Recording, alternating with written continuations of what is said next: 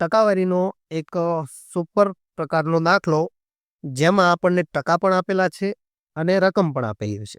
જ્યારે રકમમાં આપણે જોવાનું કે ટકા આપેલા હોય તો ટકાની ગણતરી અલગ વત્તા રકમ આપેલી હોય તો રકમની ગણતરી અલગ થાય છે.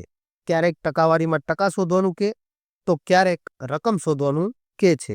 તો અહીંયા આપણને કીધું છે કોઈ એક સંખ્યાના 42% અને 51%નો તફાવત 81 હોય તો મૂળ સંખ્યા શોધો. આપણે મૂળ સંખ્યા શોધવાની છે. અહીંયા આપણે ટકા શોધવાના નથી.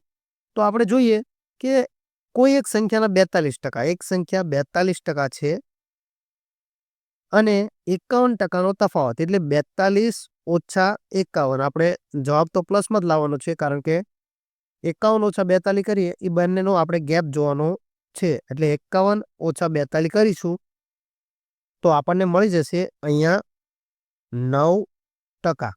એટલે આપણને આ દાખલામાં કીધું છે કે 42 અને 51%નો તફાવત છે 81. એટલે અહીંયા કીધું કે 9%ની રકમ આપેલી છે આપણને 81.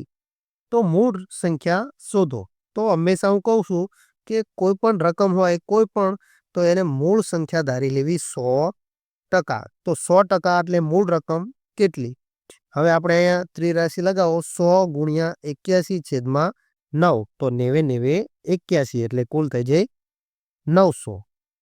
એટલે અહીંયા આપણે કહી શકીએ કે મારી 100% રકમ છે અને 100% રકમ એટલે 900 છે.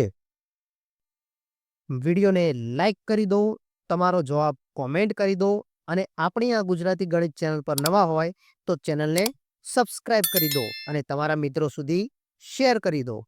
મળે એક નવા વિડીયો સાથે. ત્યાં સુધી જય હિન્દ, જય ભારત.